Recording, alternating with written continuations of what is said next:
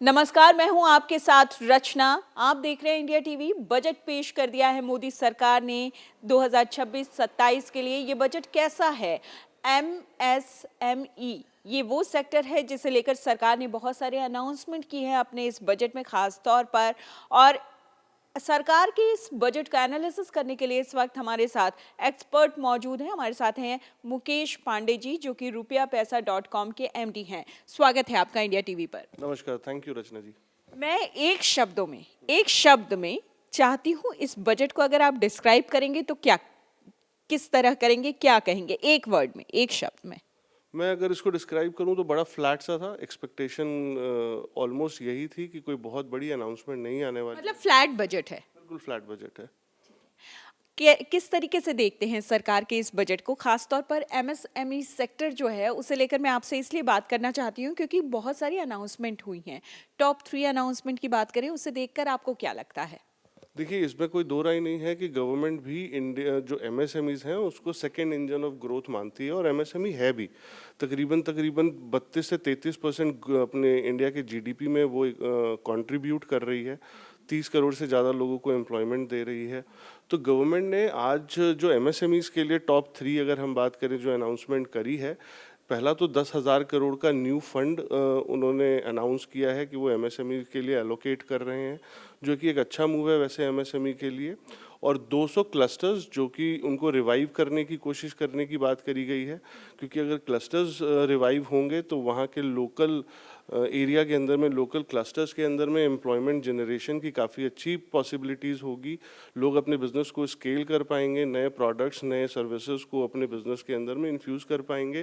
Plus आत्मनिर्भर भारत में भी उन्होंने 2,000 करोड़ का टॉपअप की बात करी है कि जो उनके पुराने प्रोविजंस थे उसमें 2,000 करोड़ एडिशनल ऐड कर रहे हैं।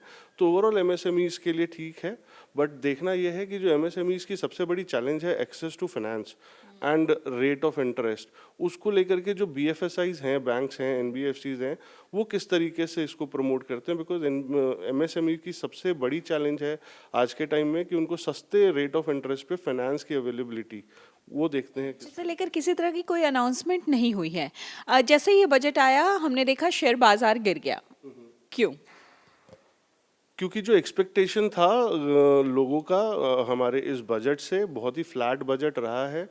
जो भी अनाउंसमेंट रही हैं वो बड़े बेसिक तरीके से रही हैं। कोई नया लुभावना वादा तो पहले भी एक्सपेक्ट नहीं करी जा रही थी कि इस बजट से कुछ इस तरीके के लुभावने वादे होने वाले हैं।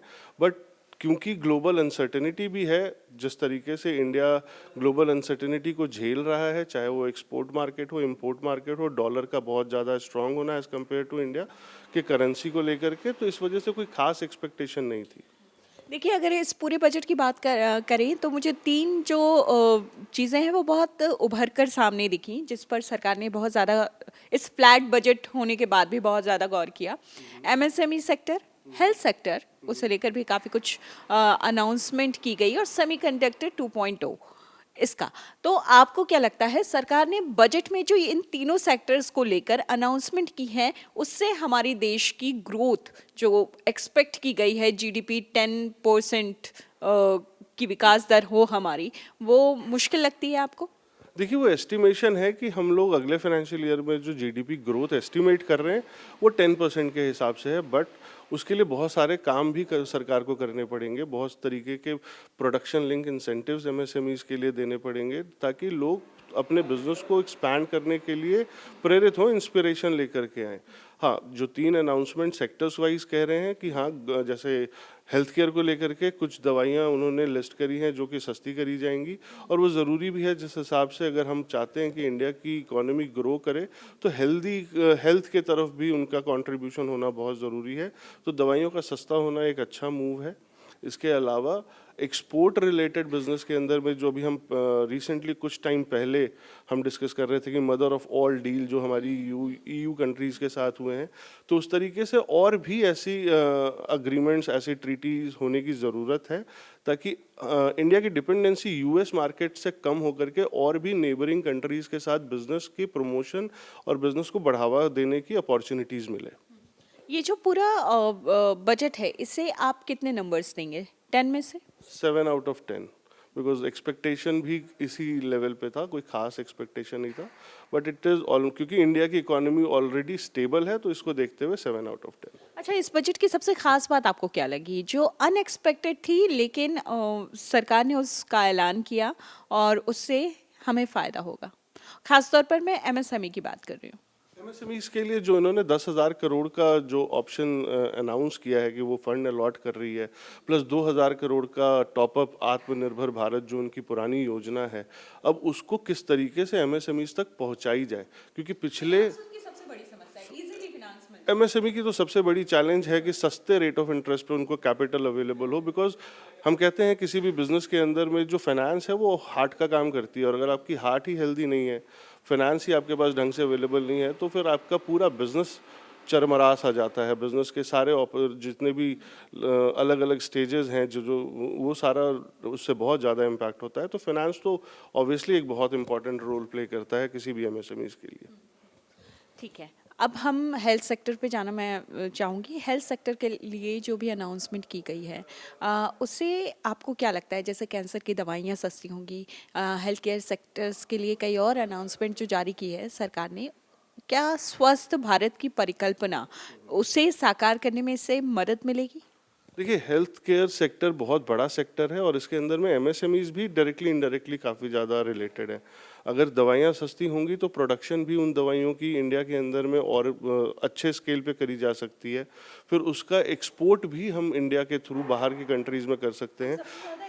एक्सपोर्ट करते हैं। अगर आप कोविड के अंदर में सबसे पहले इंडिया ने ही कोविड की जो दवाइयां हैं वो बाहर कंट्रीज़ को एक्सपोर्ट करी थी। सबसे पहले दवाइयां कोविड की इंडिया में ही फाइनल हुई थी। तो हेल्थ केयर सेक्टर ऑब्वियसली बहुत बड़ा रोल प्ले करने वाला है, जो भी अनाउंसमेंट गवर्नमेंट ने करी है। इसके अलावा 3 एम्स की घोषणा करी है कि 3 नए एम्स भी खोले जाएंगे ताकि लोगों को ट्रीटमेंट अच्छी मिल पाए। आयुष्मान भारत के अंदर में उन्होंने, हमारी को उम्मीद थी जो पहले 75 साल से ऊपर के जो बुज़ुर्ग हैं उनके लिए 5 लाख तक की जो सुविधा है इलाज की वो फ्री थी, वो 60 साल कर दी जाए, वो नहीं हुआ। लेकिन फिर भी हमारी ये जो इंश्योरेंस पॉलिसी है इंडिया की सबसे बड़ी पॉलिसी है आयुष्मान भारत के अंदर में।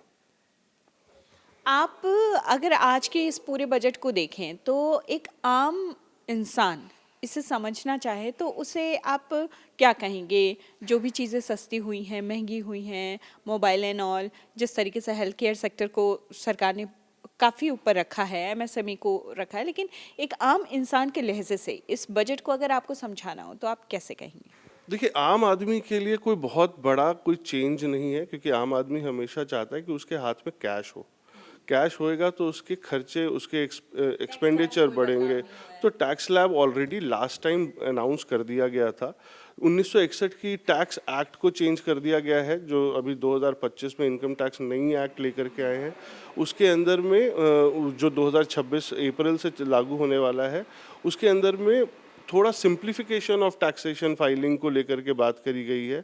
और अगर उसके अंदर में कभी भी कोई एरर हो जाता है तो उसकी भी सीमा बढ़ाई गई है कि आप थोड़ा समय देख करके आप अपने पॉलिसीज या जो भी आपने टैक्स फाइल करा है उसको एनालाइज करके अगर आप कुछ चेंजेस कर सकते हैं तो वो आप कर सकते हैं, उसके लिए आपके ऊपर कोई पेनल्टी नहीं है।